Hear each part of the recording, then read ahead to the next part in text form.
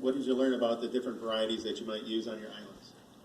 Well, most native plants could survive, so they could be almost anywhere, and that's all. I've got another question for you, John. Nice job thinking about all of this. Have you thought about how we would go about planting that many millions of acres of sea land or sea marshes? Well, since it's a small operation now, it's only 80 cents per square foot. But when it gets larger, it will probably decrease by a factor of 100 and be in the $1 to $10 trillion range. Can you expand on that? How did you figure out the cost of that?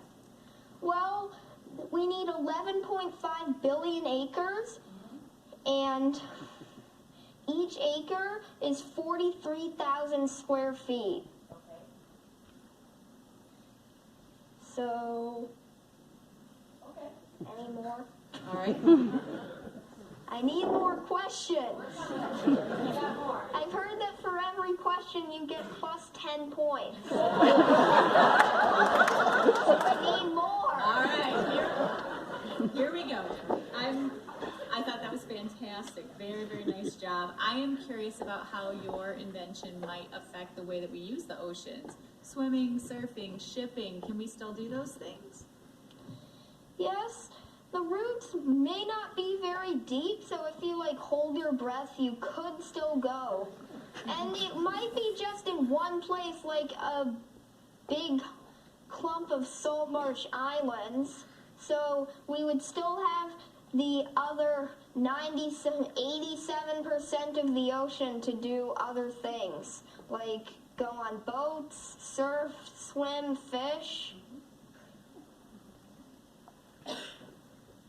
What was the greatest challenge you faced when researching all of this? Was there anything you found particularly difficult, and how did you overcome it?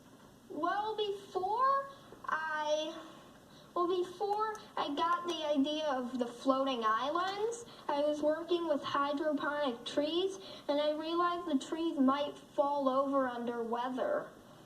And I was trying to figure out how to overcome that problem. It looks like your islands include a lot of biological matter on them, but do they also include any artificial components that could be hazardous to the ocean around them?